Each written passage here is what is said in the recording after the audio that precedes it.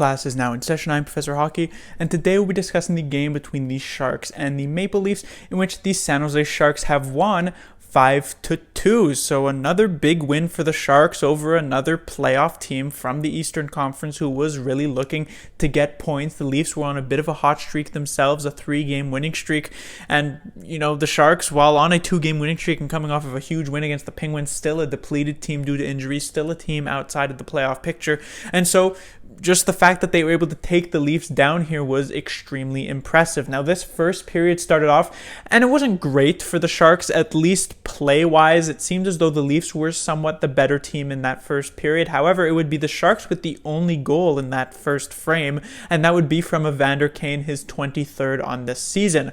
Come second period, the Sharks would have the majority of the control in this game, but the fact of the matter is that the Leafs, they have players like Matthews, they have players like Marner, and both of those players get goals on the very few chances the Leafs had in this period.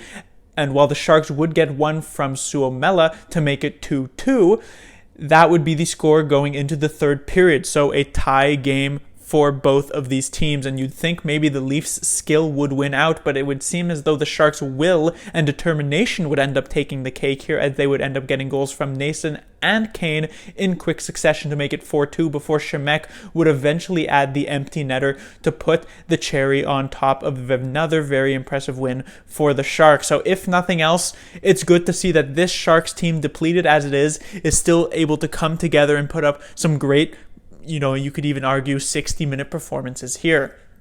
First thing to talk about would be Jones. He gets another start here, his third in a row, and he performs very, very well. You could even make the argument he was potentially even better than he was against the Penguins when he shut them out, because against the Penguins, he was making the saves he needed to make, and he made a couple of nice saves.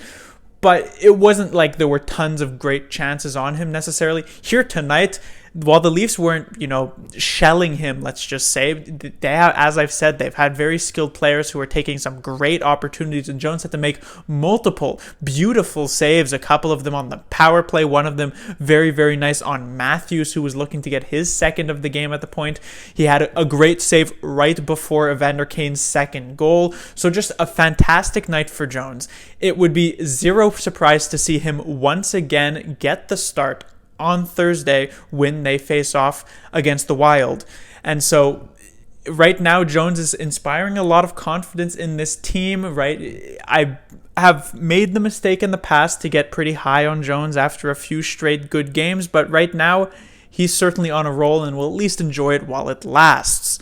Next, I'll talk about Evander Kane. Now, he has been a player who has been sort of for me, I guess you could say. There have been times where he's been solid offensively, but the defensive game has lagged behind somewhat. Of course, there was a game just a few games ago where he actually ended up getting benched for a good chunk of it from the coach because of his very, very poor defensive game, that one. He's been somewhat better, I guess you could say, not as much of a liability. Here tonight, he was decent defensively, but he did chip in those 2 goals, and it really seemed like he was up in the game offensively, so that was nice to see. Evander Kane is, of course, the leading goal scorer for the Sharks.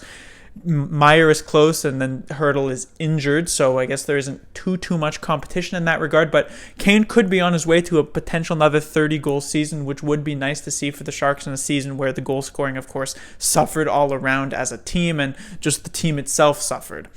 Next, I'll talk about Dylan Gambrell, as he actually was in this game. He started on the third line, but he would eventually end up playing over 18 minutes. Now, of course, Gambrell, a player who seemingly for the past couple of years has been on the brink of making it to as a consistent member on the Sharks squad, but it just has never really came to be. But this game is a good first step towards that. Gambrell playing quite well defensively, also having some moments offensively. So if he can just be a bottom 6 forward, I don't think anyone really necessarily expects anything more from Gambrell than that, even going into the following year. If he can be a solid bottom 6 forward, that would be good. Of course, the main issue for the Sharks is that when I talk about every single one of their young players, Gregor, Shellman, Gambrell, it seems as though I'm always saying they can be a solid bottom 6 forward, and normally you can't necessarily build a contender with just young players who are bottom 6 forward. So we'll see if the Sharks can find somebody there to actually get into their top 6, but Gambrell should be good for the bottom.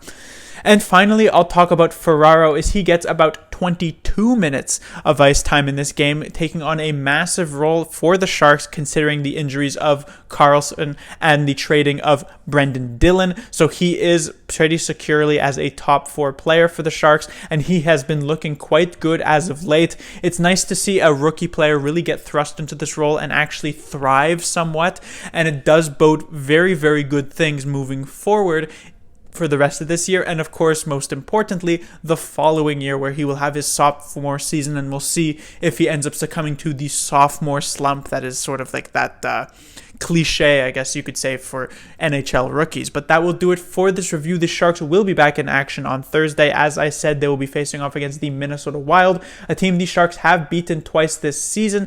As I said, I suspect Jones will get the start in that one as well. And of course, Jones's first shutout of the season, and the last time the Sharks played the Wild, was that 3-0 victory. So we'll see if the Sharks can have a repeat performance like that, and if they can string 4 wins in a row. Class dismissed.